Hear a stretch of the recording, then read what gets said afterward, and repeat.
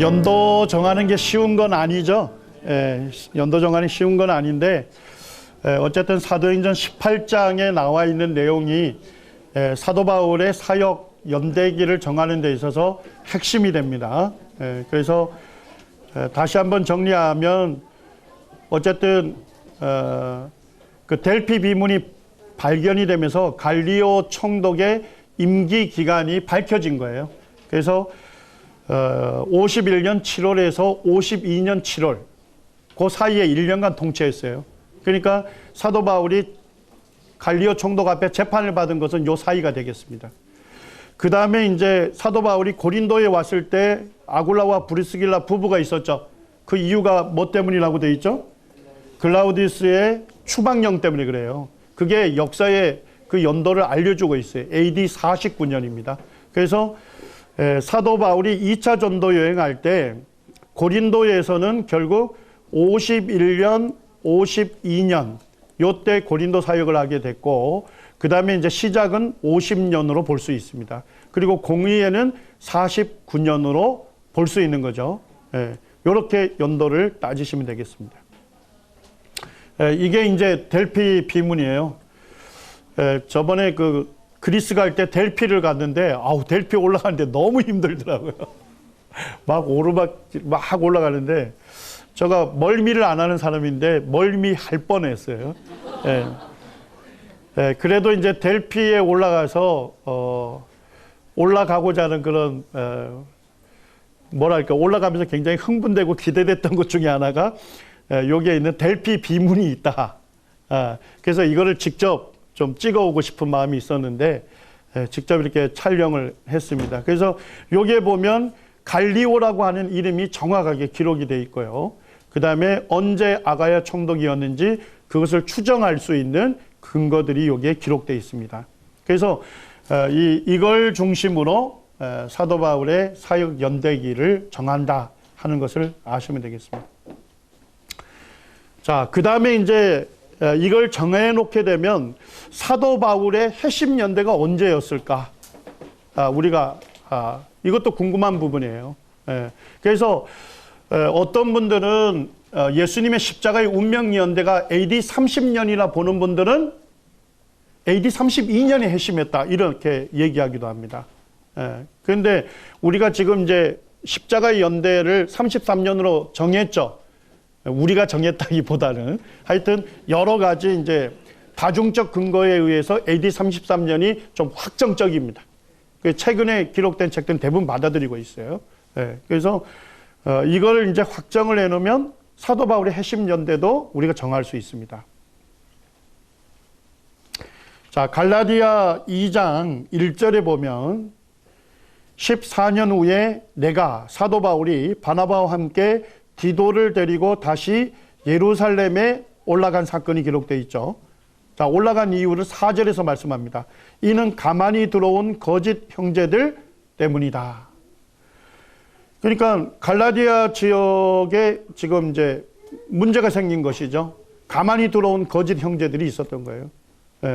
그래서 이제 예수님을 믿음으로만 되는 것이 아니고 믿을 뿐만 아니라 율법도 준수해야만 구원받을 수 있다 하는 그런 복음의 변질이 되는 그와 같은 중대한 사건이 일어난 거예요.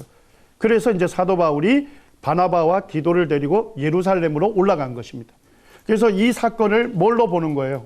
예루살렘 공의회 참석으로 보는 거예요. 이해가 되셨나요? 자, 그러면 공의회 참석으로 보는데 14년 후라면 어떤 사건이 있은 이후 14년이냐는 거예요. 그래서 크게 두 가지 견해가 있어요. 이제 사도 바울이 회심하고 몇 년간 다메섹 전도를 하죠? 초기 사역? 3년이 나와요. 3년. 그 이후에 14년이라고 계산하는 분도 있어요. 그렇게 보는데 예수님의 십자가의 운명의 연대를 몇 년으로 봤죠? 33년으로 봤죠. 그렇게 볼 때는 만약에 3년이고 14년이다 그러면 전부 몇 년이 되죠? 17년이 되기 때문에 결국 AD 49년에서 17년을 빼면 몇 년이 되는 거예요? 32년이 되죠. 맞습니까? 이런 것 때문에 결국 예수님이 십자가에 운명하지도 않았는데 회심했다. 이게 이제 논리적으로 맞지 않죠. 그래서 14년을 뭐로 보는 거예요? 무엇하고 14년으로 보는 거예요? 사도 바울이 회심한 후 14년에 예루살렘 공의회를 참석한 걸로 봅니다. 자, 그렇게 보면 공의회가 49년에 있었죠. 자, 14년 전이면 언제입니까? AD 35년에 사도 바울이 회심했다는 겁니다. 그렇게 회심의 연대를 잡을 수 있습니다. 그러니까 예수님이 십자가에 운명하신 게 AD 33년이죠. 그때부터 사도 바울이 핍박을 한 거예요. 박해가 시작이 된 거예요. 그리고 35년의 다메섹 도상에서 그가 부활하신 주님을 만나고 회심하고 그 다음에 이제 14년 뒤에 어디에 참석했을 것이다. 예루살렘 공회에 참석했을 것으로 볼 수가 있습니다.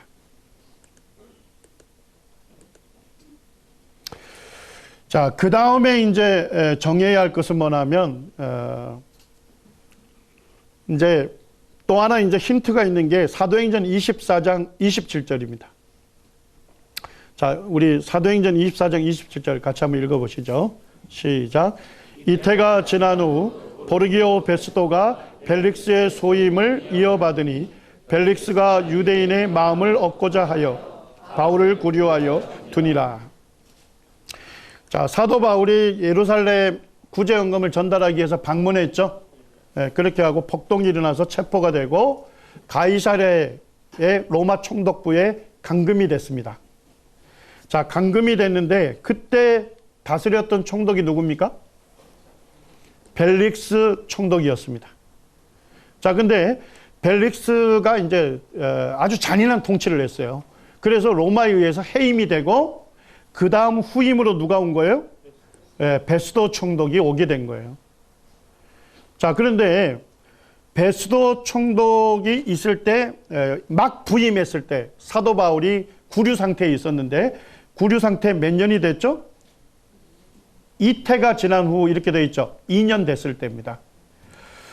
자, 그러면 사도 바울이 베스도 총독이 막 부임하자마자 로마 총독부에 보니까 누가 있는 거예요? 사도 바울이 있는 거예요.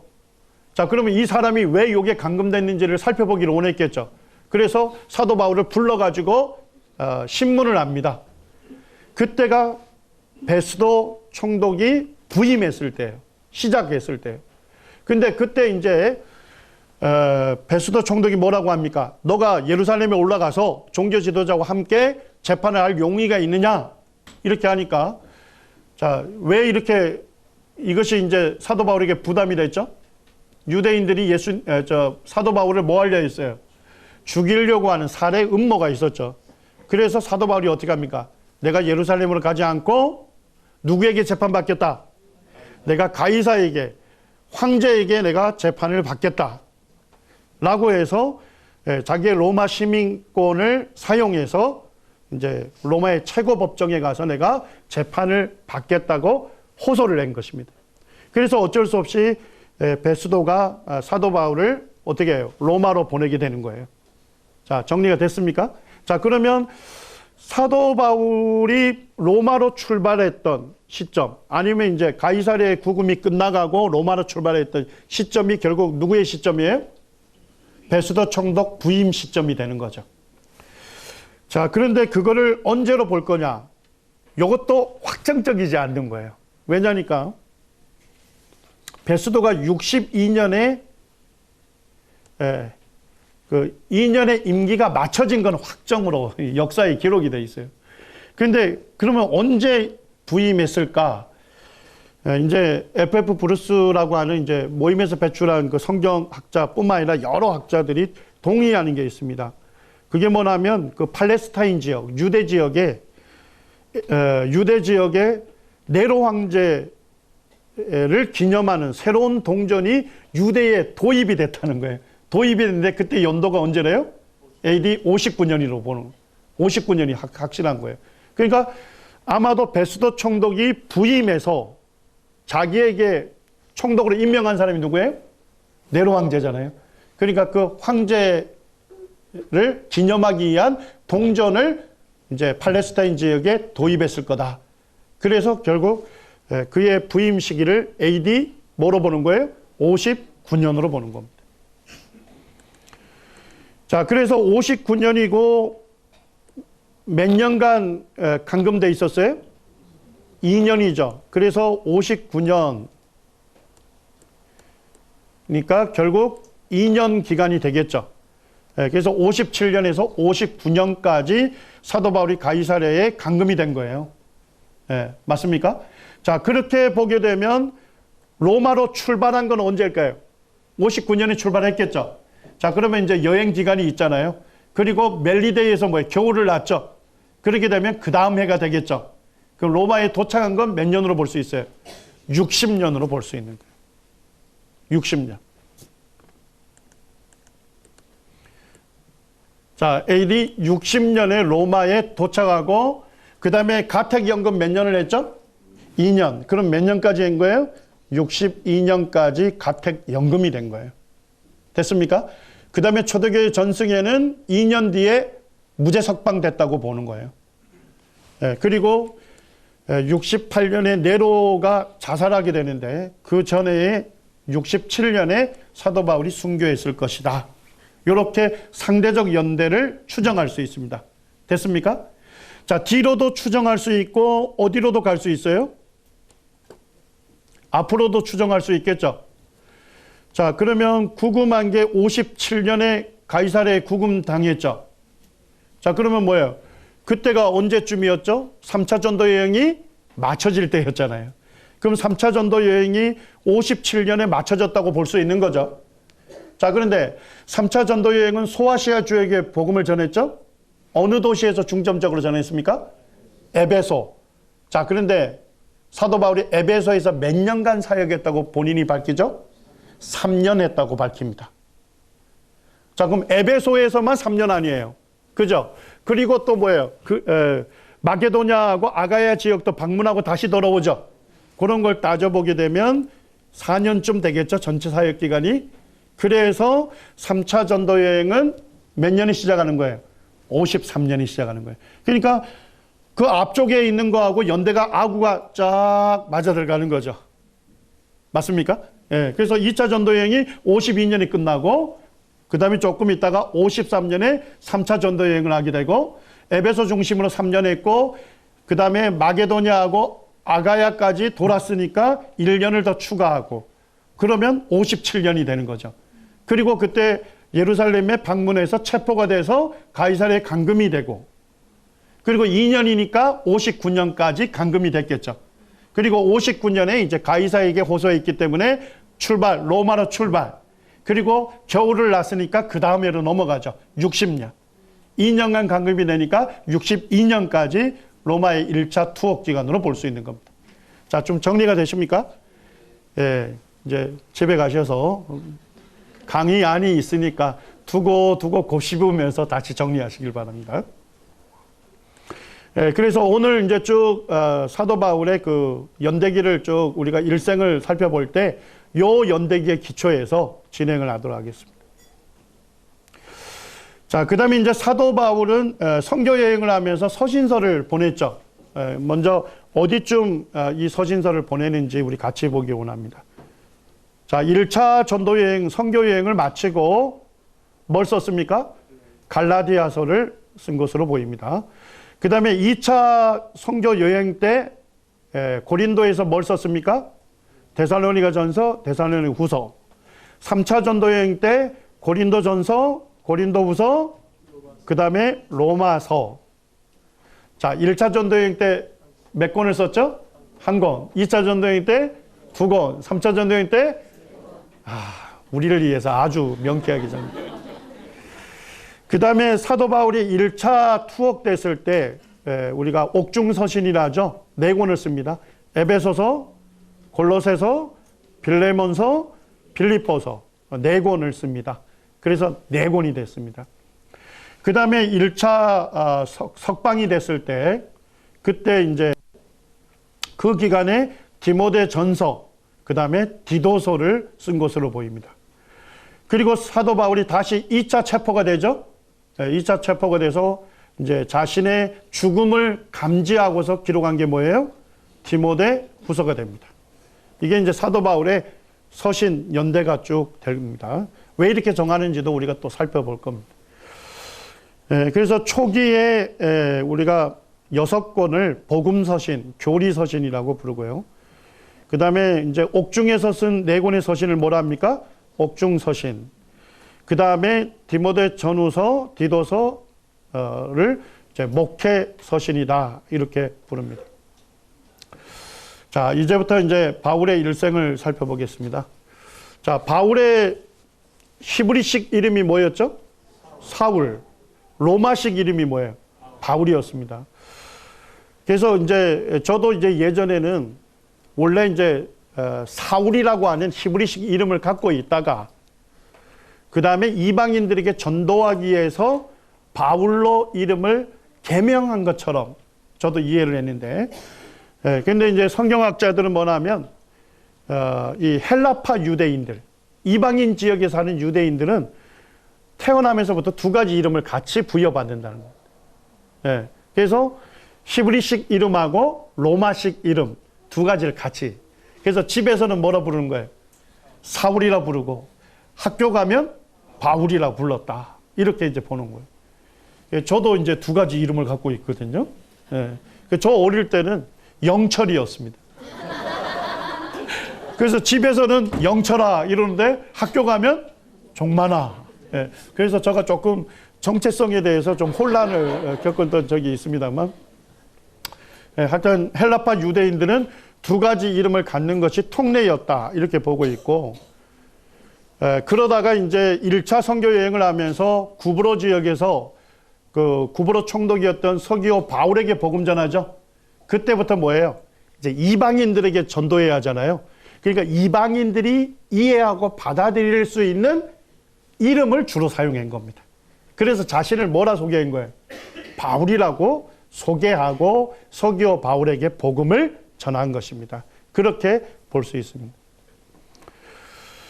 자, 그 다음에 바울의 유년기와 청장년기를 어디에서 보내는지, 어떠한 생활을 했는지 사도행전 22장 3절에 나와 있습니다.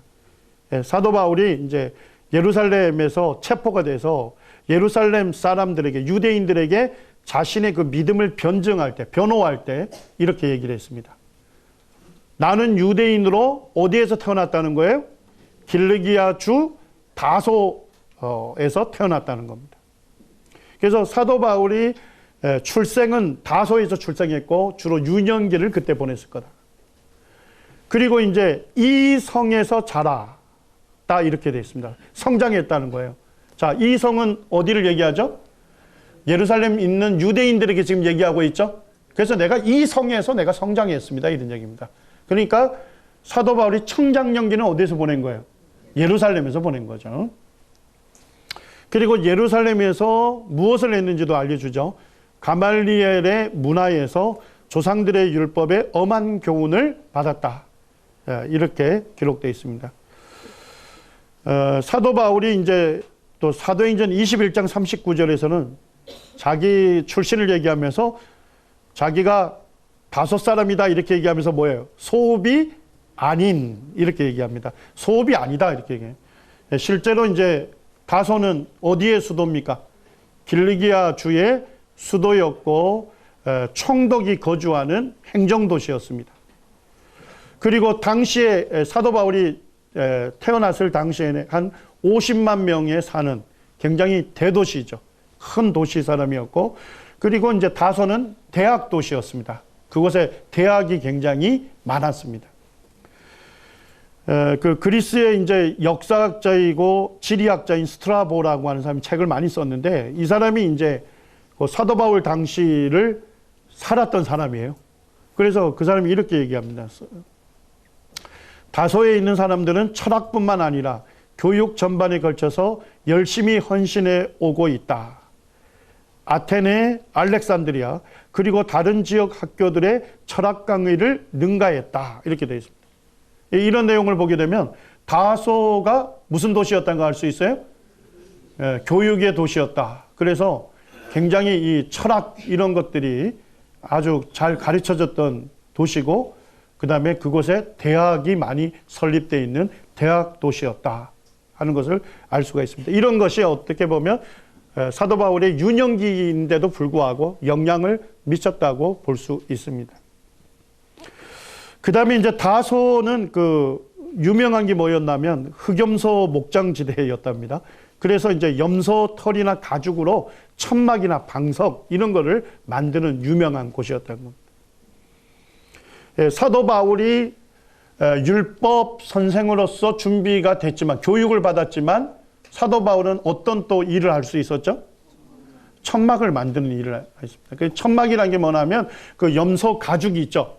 염소 가죽을 뺏겨가지고 한 20명이나 30명이 쓸 수 있는 그 군용 같은 큰 천막을 만드는 거예요. 가죽을 익히는 굉장히 고된 일인데 사도 바울이 이 천막 만드는 일을 익혔다는 것은 아마도 다소 출신이었기 때문에 이와 같은 일에 좀 익숙했다 이렇게 볼 수가 있고 보통 이제 랍비 교육을 받는 사람들은 하나님의 말씀을 가르치고 그곳 사람들에게 재정을 후원받는 것을 원하지 않았어요. 그래서 이제 랍비 교육을 받는 사람들은 자기 스스로 경제를 책임지기 위해서 일을 하나씩 배웠습니다. 근데 사도 바울은 아마도 자기가 익숙한 천막 만드는 일, 그거를 아마 배웠던 것 같습니다. 그 다음에 이제 사도 바울이 천막 만드는 일을 왜 직업으로 갖게 됐을까? 그걸 이제 생각할 때 또 다른 분들은 사도 바울의 그 부모님들이 아마 천막 만드는 일을 했을 것이다.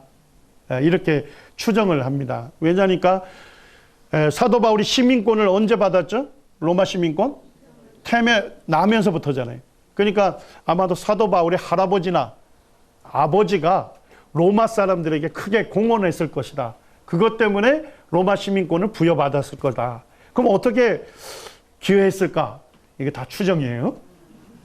아마도 할아버지나 아버지가 천막 만드는 일을 했을 거다. 그래서 로마 군인들이 다소에 주둔했는데 전쟁 치를 때 필요한 군용 천막을 공급함으로써 그것으로 공로로 아마 로마 시민권을 부여한 것이 아닐까. 이렇게 추측적 소설을 쓸 수 있는데 하여튼 어쨌든 사도 바울은 천막 만드는 일을 했다는 것입니다. 이게 이제 터키에 있는 그 사도 바울의 생가입니다. 생가가 지금 이제 고고학적으로 발굴이 되고 있고 여기에 보시면 이제 사도 바울 생가에 보니까 우물이 있죠. 그래서 개인 집에 우물이 있다. 그러면 어떤 집이에요? 아주 부유한 가정이었을 거다. 이렇게 보고 있고 그 다음에 이 안쪽으로 들어가게 되면 지금 사도 바울 그 집터가 고고학 계속 진행이 되고 있습니다.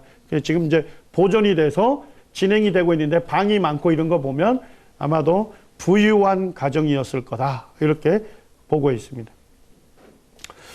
그 다음에 이제 사도 바울의 유년기를 어떻게 보냈을 것인가. 성경에서 주는 힌트가 없습니다.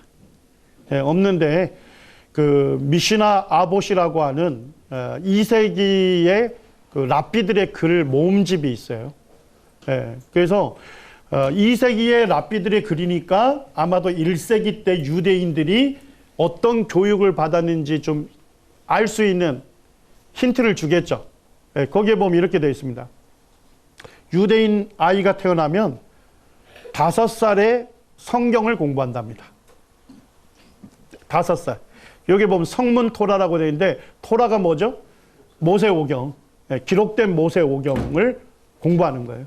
10살이 되면 미시나를 공부한답니다. 이 미시나는 구전 토라, 구전 되어온 거. 쉽게 가면 모세오경에 대한 랍비들의 주석서가 미시나가 되는데 10살부터 그걸 공부한답니다. 주석을 10살부터 읽는 거예요. 배우는 거예요. 자, 그 다음에 13살이 되게 되면 이제 자기가 율법에 순종하겠다고 복종 서약식을 갖습니다. 이걸 이제 바르 미츠바라고 하고 종교적인 성인식입니다. 13세에 성인식을 하게 되고 그 다음에 이제 15세가 되면 탈무드를 공부한답니다. 탈무드는 이제 하라콧이라고 해서 랍비들의 법적 판결 문들이 거기에 주로 기록되어 있답니다. 그리고 18세에 결혼을 하고 20살에 생계를 위해서 일을 했답니다. 자, 그럼 사도 바울도 내가 히브리인 중에 히브리인이다 이렇게 자기 강조하고 있죠. 나 헬라 쪽에서 태어났지만 나 히브리식으로 살았다 이렇게 얘기를 하네. 그러니까 사도 바울이 아마도 5살 때 모세 오경을 공부한 거. 그 다음 10살 때는 모세 오경에 대한 랍비들의 주석을 공부했고 아마 13살 때 성인식을 했던 것으로 이렇게 볼 수 있는 거죠. 그 다음에 이제 청소년기에 이제 예루살렘에서 교육을 받으러 올라가는 게 기록이 되어 있습니다. 1세기 유대인들에 대한 이 글들이 이제 나와 있는데 책들을 좀 참조해 봤는데요. 1세기 유대인 해당에는 토라와 구전 문학을 공부할 수 있는 학교를 자체적으로 갖고 있었대요. 그래서 크게 2가지 과정입니다. 첫째는 베르세파르라고 해서 초등과정이 있었고, 2번째는 베트 미드라시라 해서 중등과정이 있었다는 겁니다. 그래서 정규교육은 보통 12세에 끝난답니다. 12세 정규교육이라는 게 뭐냐면 주로 그 초등과정 공부를 하는 거예요. 자, 그렇게 해서 12세에 끝나면 그들 중에서 유능한 학생들이 있겠죠. 재능이 있는 유능한 학생들은 베트 미드라시, 그러니까 중등과정으로 들어가는 거예요. 그 다음에 이제 중등과정에서 가장 뛰어난 학생들은 어디까지 가는 거예요? 유학을 보내가지고 유명한 랍비와 함께 공부하도록 기회를 준다는 겁니다. 자, 그러면 사도행전 22장 3절에 보니까 사도 바울이 내가 다소에서 태어났고 예루살렘에서 자랐다 이렇게 되어 있죠. 그리고 가멜리엘 문화에서 우리 조상들의 율법의 엄한 교훈을 받았다 이렇게 하는 거 보면 바울이 언제쯤 예루살렘으로 갔을까? 언제쯤 가멜리엘 밑에서 수학했을까? 교육했을까? 자, 언제쯤으로 볼 수 있을까요? 네, 한 13세쯤으로 볼 수 있다는 거예요. 네. 그래서 12세에 이제 초등과정 끝나고 13세 이제 중등과정 가는데 그 중등과정에서 뭐 싹수가 있는 아주 재능이 있고 뛰어난 그런 학생들은 유학 보내서 유명한 랍비 밑에서 배울 수 있는 기회를 준 거죠. 그래서 아마도 사도 바울이 한 13세경에 예루살렘으로 가서 당시 예루살렘의 위대한 랍비이자 바리새파 지도자인 가말리엘 문화상으로 교육을 받았을 것이다. 이렇게 볼 수 있습니다. 이제 그 사도 바울의 바울의 스승 이름이 뭐라고요? 가말리엘. 가말리엘이 어떤 사람이었는가 하는 것은 굉장히 정보가 많아요. 역사적 정보가. 그래서 어쨌든 그 당대에 가장 유명한 율법사 2명이 있어요. 힐렐이라는 사람하고 샴마이라고 하는 사람이에요. 이 2 학파가 아주 유명한데 가만히 보니까 가멜리엘은 누구의 손자예요? 힐렐의 손자입니다. 힐렐. 그러니까 힐렐 학파의 중심 인물의 손자였다는 것을 보게 되면 가말리엘이 어려서부터 이런 체계적인 그런 교육을 받았겠죠. 그 다음에 이제 유대교 랍비들의 모임 탄나임이 있습니다. 그 탄나임의 최고 지도자였다는 것입니다. 가말리엘이. 그 다음에 이제 가말리엘 학파를 창시했고 성경 해석과 적용에 있어서는 샴마이 학파보다는 덜 엄격했다. 이 뭔 얘기냐면 힐렐 학파는 조금 개방적이었어요. 그 다음에 샴마이는 성경 해석에 있어서 아주 보수적이었습니다. 그런데 가말리엘은 누구의 손자예요? 힐렐이 손자다 보니까 조금 성경 해석에 있어서 개방적이긴 하지만 그럼에도 할아버지처럼 그렇게 개방적인 아니었어요. 그래서 샴마이 학파보다는 덜 엄격했지만 경건에 있어서는 철저하게 실천했다는 거예요. 그래서 가말리엘이 유대인들로부터 뭘 받았습니까? 존경을 받았어요. 그 다음에 이제 탈무드에도 가말리엘에 대해서 얘기하고 있어요. 탈무드에. 그래서 거기에 뭐라고 기록되어 있냐면 가말리엘을 뭐라 부르죠?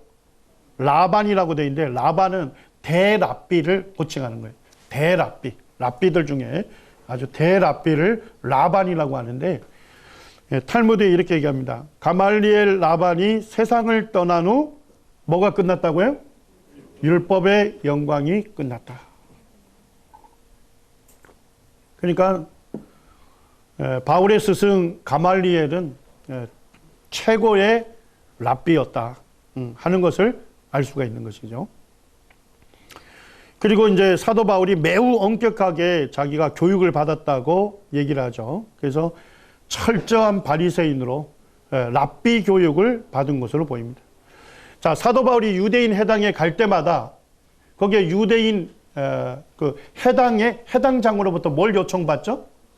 우리를 위해서 하나님 말씀을 전해달라고 하죠. 그걸 보게 되면 사도 바울이 아마도 특이한 복장을 하고 간 것으로 보입니다. 그 특이한 복장을 랍비 복장으로 보고 있습니다.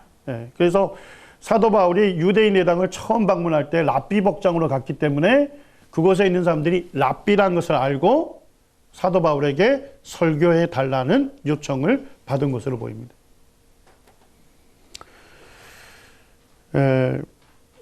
그 다음에 이제 사도행전 22장 27절에서 29절을 보면 사도 바울은 출생시부터 로마의 시민권자였다 하는 것을 알 수 있죠. 그래서 로마의 시민권자는 두 가지의 그 권리가 있어요. 첫째, 무슨 권리가 있습니까? 정당한 재판을 받을 권리가 있습니다. 그러니까 로마 시민권자인데 심리하지도 않고 바로 처벌하게 되면 그 처벌한 사람이 처벌을 받게 돼 있어요. 그래서 사도 바울이 자기의 로마 시민권자라는 걸 어디에서 밝힙니까? 빌립보에서 밝히잖아요. 빌립보에서 잡혀가서 신문 받지도 않고 바로 그 채찍을 맞죠. 그래서 나중에 감옥에 감금돼서 그들이 나가라 할 때 내가 로마 시민권자다라고 밝히죠. 그러니까 그 사람들이 굉장히 두려워 떠는 것을 볼 수가 있습니다. 그 다음에 이제 두 번째 특권은 뭐냐면 황제에게 직접 상소할 특권이 있습니다.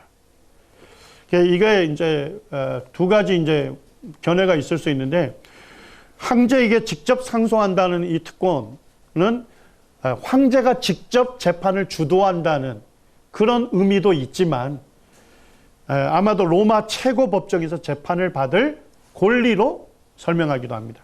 그러니까 특별한 어떤 재수에 대해서는 그 황제가 직접 신문을 할 수가 있어요. 그렇지만 대부분은 이 로마의 최고 법정에서 재판이 이루어졌다 이렇게 보입니다. 그래서 사도 바울이 가이사 앞에 서리라 이 말씀이 있죠.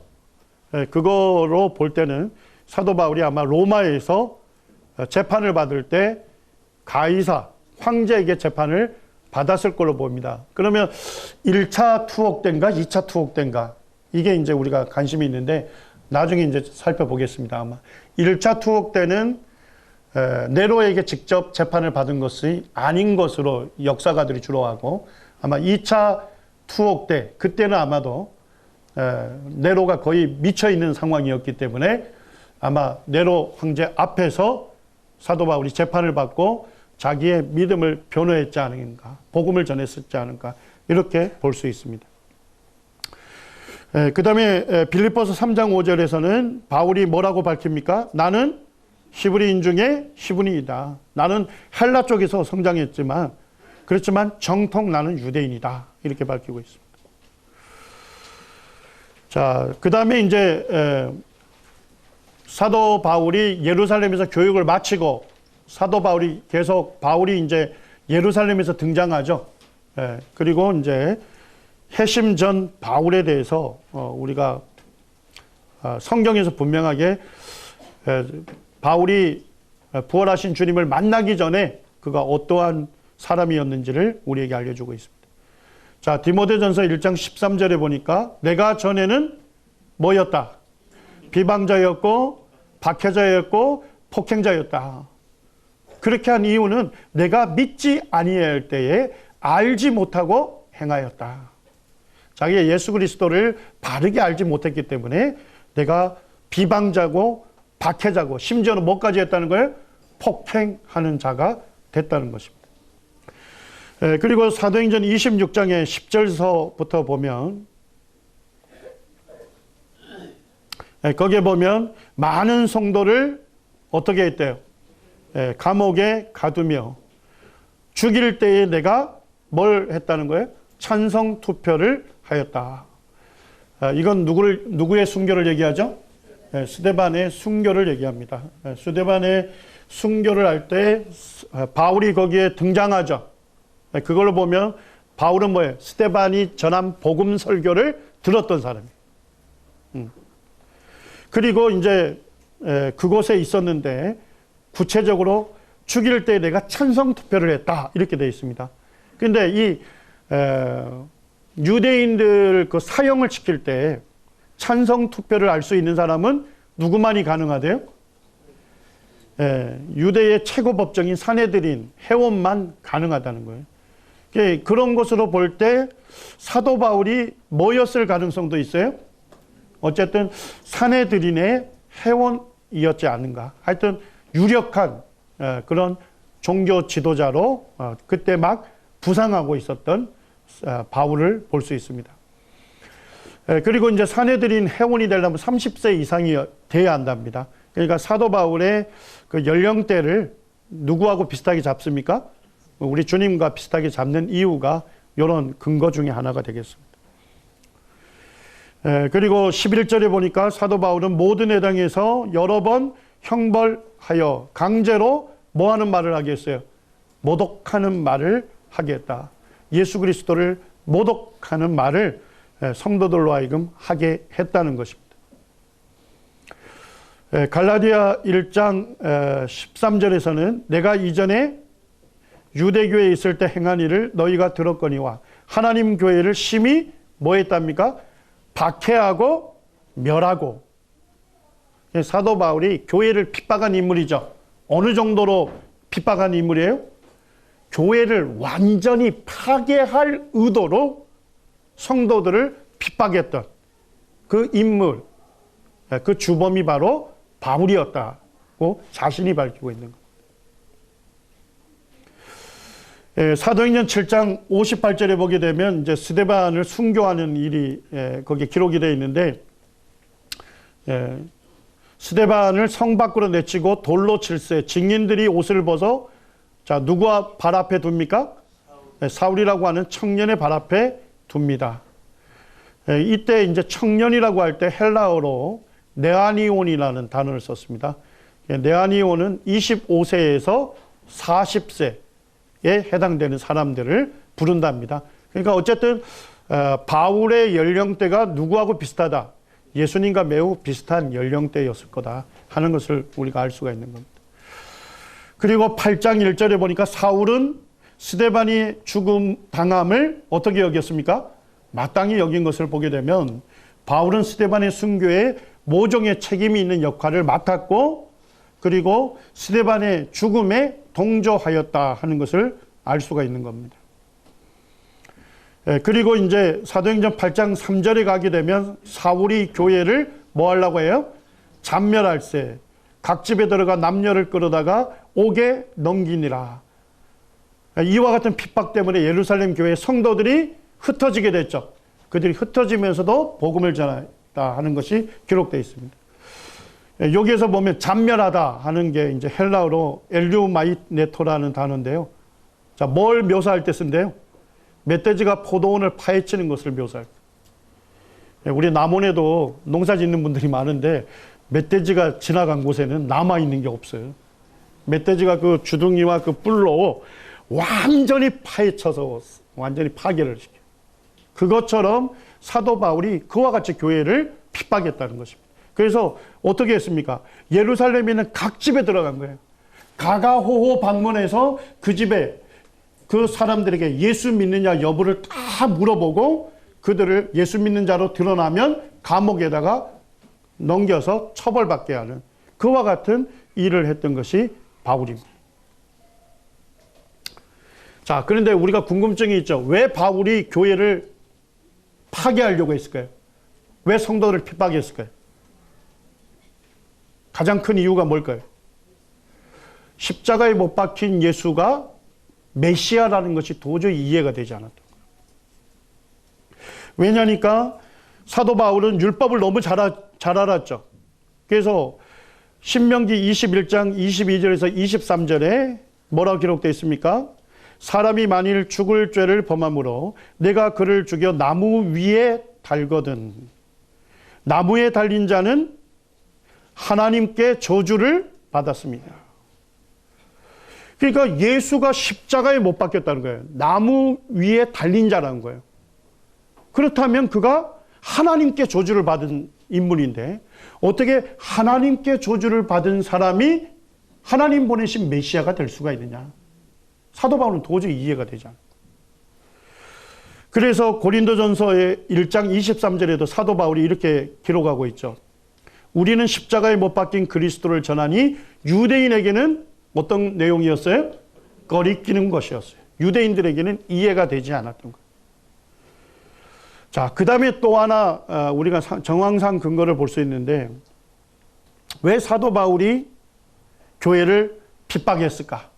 왜 그랬을까요? 아마도 예수님이 십자가에 못 박힐 때 사도 바울도 그곳에 있었던 것으로 보입니다. 그 예루살렘에. 사도 바울이라고 바울이 볼 때 그 예수라는 인물, 어쨌든 예수는 존경받는 인물이었죠. 그리고 놀라운 일을 행하는 분이었어요. 그러니까 유대 전역에서 다 아는 슈퍼스타였단 말이죠. 주목받는 분이었단 말이죠. 그분이 십자가에 못 박혔다는 것은 잘 알고 있었을 거예요. 그리고 장사되고 무덤에 묻혔다는 것도 잘 알고 있을 거예요. 그런데 예수님을 따르는 그리스도인들이 뭐라고 전파하기 시작했어요? 그 예수님이 부활했다는 것을 전파합니다. 그래서 바울은 이해가 되지 않았던 거예요. 그가 분명히 십자가에서 죽고 무덤에 장사됐다는 건 아는데 어떻게 죽은 자가 부활할 수 있는가? 그래서 이 예수의 부활을 전하는 것은 거짓말로 백성들을 현혹시키는 사람들이다.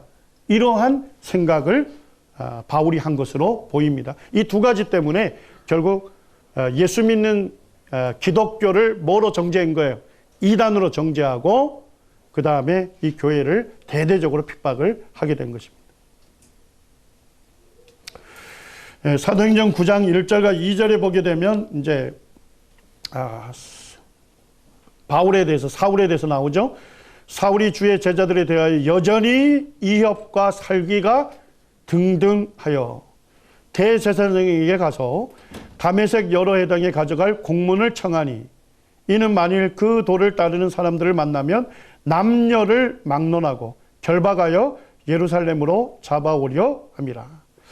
사도 바울이 아마 예루살렘에 있는 그 가가호호 방문을 하면서 아마 철저하게 핍박을 한 것 같아요. 그러니까 거의 예루살렘 교회 성도들이 뭐예요? 사도들만 남고 성도들이 다 어떻게 된 거예요? 흩어지게 된 거예요. 핍박을 피해서. 자, 이 지경까지 갔는데 이제 바울이 무슨 정보를 듣습니까?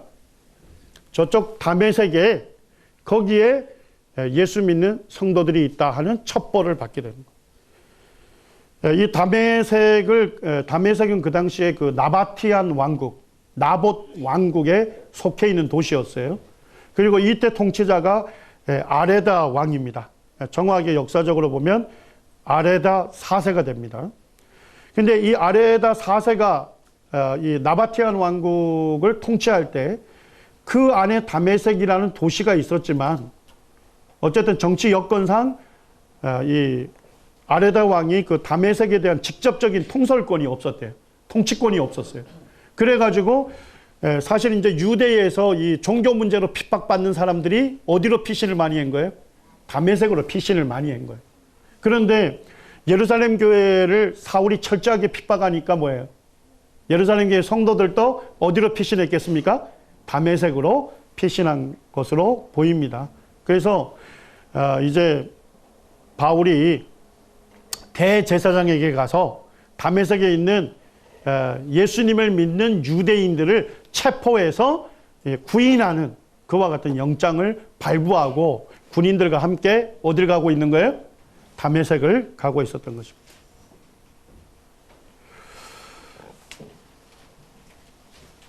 이제 예수님을 믿는 성도들을 체포하러 갔던 핍박하러 가고 있었던 다메섹 길에서 바울이 누굴 만납니까? 부활하신 예수님을 만나고 회심하게 되는 것입니다. 사도 바울의 간증이 3번 기록되어 있습니다. 사도행전 9장, 22장, 그 다음에 26장에 3번 기록이 되어 있습니다. 특별히 사도행전 26장에 보면 가이사랴에서 아그리빠 왕에게 사도 바울이 어떻게 내가 예수 믿는 사람이 됐는지를 자기 믿음을 변호하는 것이 기록되어 있습니다. 자, 우리 14절, 15절 같이 한번 읽겠습니다. 시작.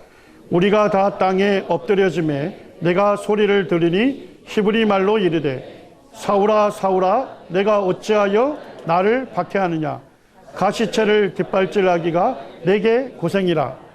내가 대답하되 주님 누구시나이까. 주께서 이르시되 나는 내가 박해하는 예수라. 다메섹 도상에 말 타고 가고 있을 때 그때 뭐예요? 강한 빛이 바울에게 쏘이면서 그 빛에 의해서 떨어지게 되죠. 바닥으로 엎드려지게 됩니다. 그때 무슨 소리를 듣게 됩니까? 주님의 음성을 듣게 됩니다.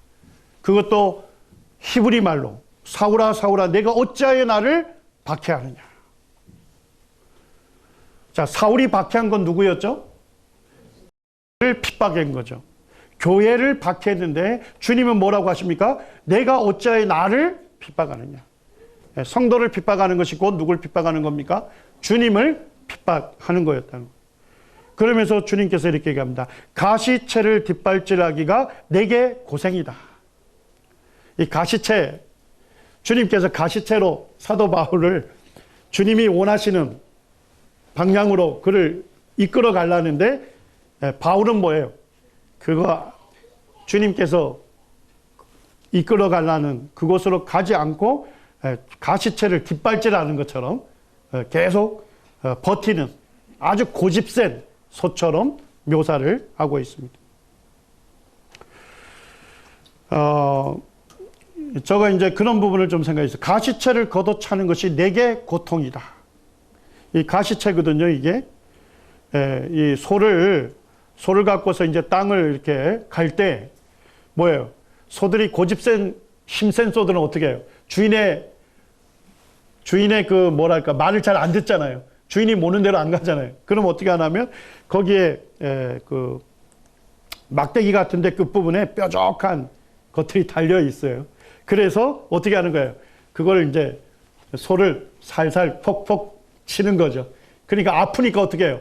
자기 마음대로 못 가고 이제 이렇게 가이드하는 방향으로 가는 거예요. 그러니까 아주 거칠고 고집센 그 소들을 다루기 위해서 가시체를 쓰는 거예요. 그런데 주님께서도 그렇게 하셨다는 거예요. 바울에게 주님을 알 수 있도록 여러 번 그 기회를 줬다는 거예요. 그런데 이 바울이 발로 찬 것이죠. 바울이 그 차면서도 뭐예요? 예수님에 대해서 양심에 계속 생각을 하게 된 거죠. 예수님에 대해서. 그러니까 그는 예수님을 믿는 성도들을 핍박했지만 그 핍박하면서도 뭐예요? 양심의 고통을 느끼고 있었던 거예요. 주님으로 인해서. 바울의 양심을 찔렀던 가시체들이 무엇이었을까? 첫 번째는 스데반이었던 것 같습니다. 스데반이 유대인들에게 복음을 전할 때 그 자리에 누가 있었습니까? 바울이 있었던 거예요. 바울이 스데반이 복음 전하는 것을 다 들었어요. 그 다음에 뭐예요? 스데반을 순교할 때 누가 있었습니까? 그 현장에 바울이 있었습니다. 그런데 자기를 핍박하고 돌로 치는 그 사람들을 위해서 스데반이 어떻게 합니까? 주님께 그들의 죄를 용서해 달라고 기도하는 것. 그것이 아마 바울의 양심에 크게 고통이 되었던 것 같습니다. 어떻게 자기를 핍박하고 자기를 죽음으로 내모는 사람들을 위해서 하나님께 기도할 수 있는가? 어떻게 그들의 죄를 용서해 달라고 기도할 수 있는가? 그런 것들을 생각하면서 바울은 교회를 핍박하는데 앞장선 주범인데도 불구하고 바울의 그 양심에는 계속적으로 주님께서 그 찔림을 준 것 같습니다. 그 다음에 바울은 언제 양심의 찔림을 받았습니까? 이제 다메섹 도상이에요. 예수님의 부활을 전하는 것은 거짓말을 유포하고 백성들을 현혹하는 그런 이단이라고 여겼는데 그가 누굴 만난 거예요? 부활하신 예수님을 만난 거예요. 부활하신 예수님을 만난 거예요. 그래서 바울이 생각을 했겠죠. 그는 짧은 시간에 예수는 십자가에 처형되어 장사 지냈지 않았는가? 그런데 어떻게 그가 지금 내게 말할 수 있단 말인가? 그때 갑자기 진리의 밝은 빛이 누구에게 쏘인 거예요? 바울의 영혼에게 비춰지게 됐고 그제서야 예수님이 뭐예요? 바로 하나님의 아들 그리스도라는 사실을 그가 깨닫고 예수님께 회심하게 되고 예수 그리스도의 종으로 일생을 드리게 된 것입니다. 10분 쉬고 다음 시간 진행하겠습니다.